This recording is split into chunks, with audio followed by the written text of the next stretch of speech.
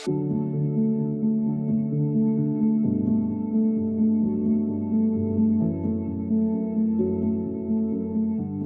so we've got a selection of concealed shoes here. So this is an example, or examples. So this is known as the Hartog loan, and these were found locally in Northampton. Right. And they are, I mean, amazing examples. They're about 1750. Okay. We take the first out. So which is kind of some of the more earlier of concealed shoes, isn't it? Around that yes, date, I mean, and they're sort of typical of that period. Yeah.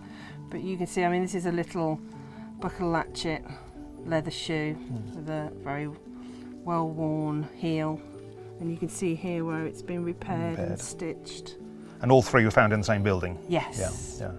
Which is kind of not unusual to get multiple concealed shoes in the same place, sometimes distributed around, but sometimes in clusters together, isn't it, as well? Yes, I mean, they were found, and I think they were found actually in the chimney, sort of part of a chimney. One of the most common places, yeah. And sort of during, yes, I think they were renovating the building, old building, and then they discovered this little cache of shoes and other items. But they are, I mean, we have, so that's a single, and then we also have,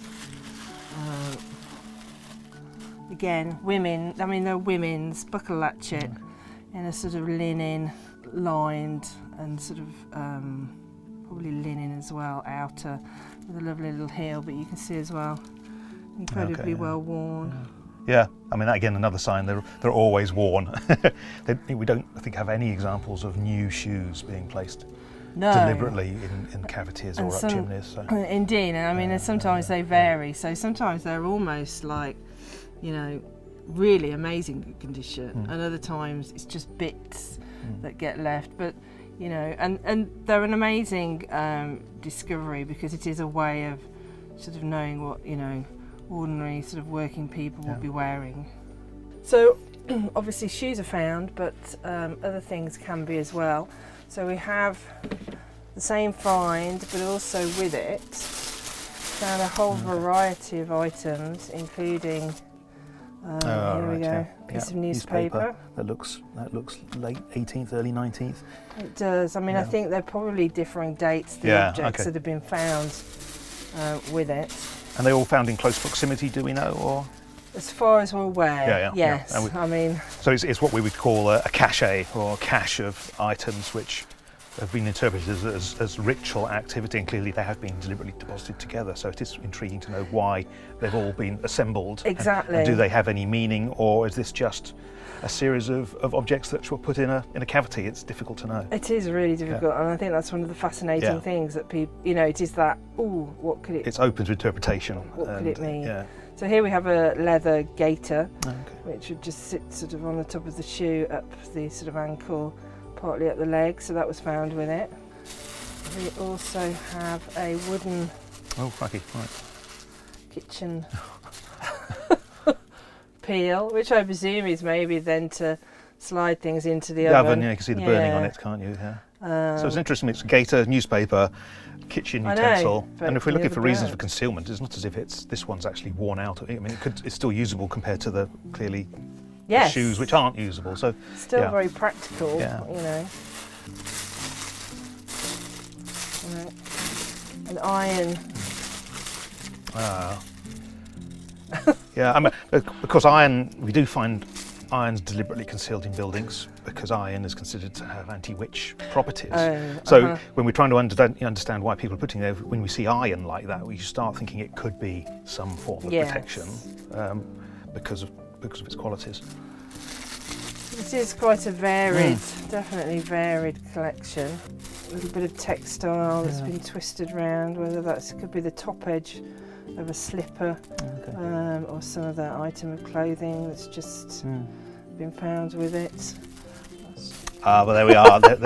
If we're going to talk ritual and protection, then we have the horseshoe that kind of says this is We ritual. do. This is about protection for once. And this is a sort of as Yeah, well. It's yeah. a combination of because this is like almost like a heel horseshoe. Okay. So it sort of relates So it's to on the shoes. it's a shoe. Yeah, it's the bottom of a shoe. But yeah. is There's like clearly a is- mini version of a horseshoe. You kind of interpret it that they put it there because it looks like a horse. It looks like a horseshoe. It's a horseshoe Exactly. shape. Yeah. It's an eclectic mix of, Yeah.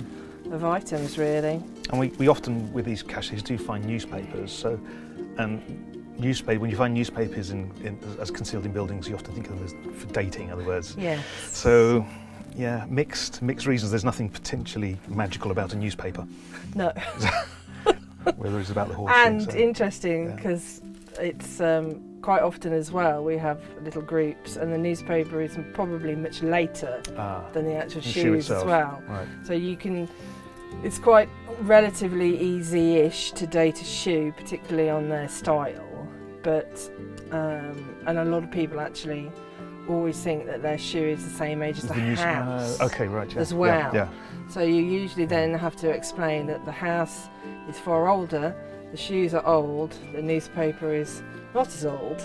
Yeah. So it's, but they've all come together. You can't connect them all up. No. And it's an important point with concealed shoes.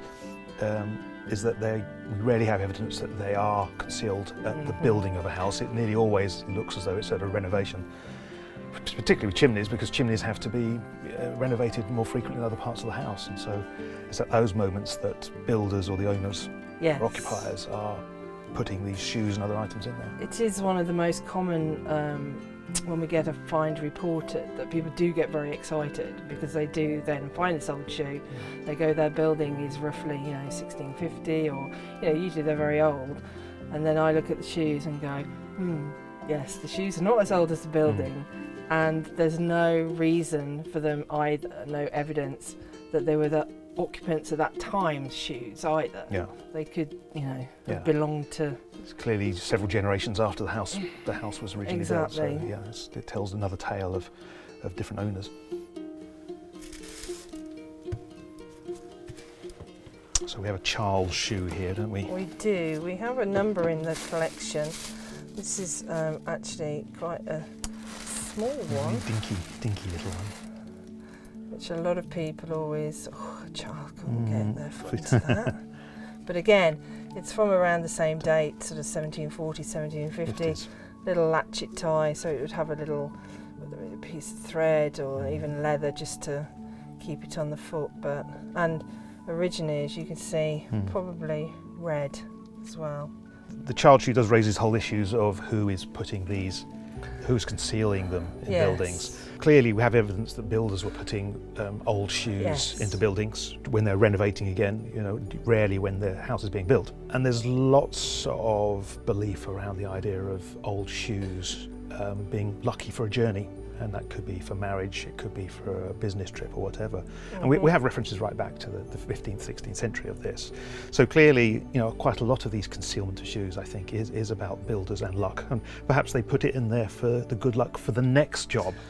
They move on. They're always moving on to a new job, and you leave the shoe there. Yes. And that sense of journey, isn't it? The worn shoe is very much about a kind of a symbol of a journey, and that's its kind of ritual meaning.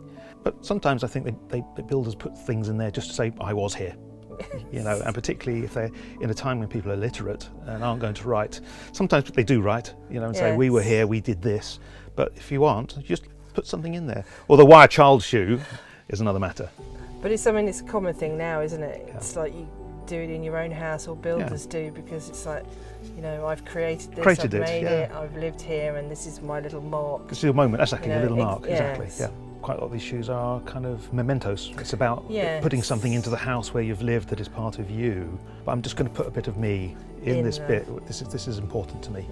So I think sometimes these shoes are about luck, sometimes they're potentially about protection, and sometimes it's quite that kind of sentimental reason and your attachment to the place where you live. Exactly, and what better, small small child's shoe exactly is a good example of that, very redolent.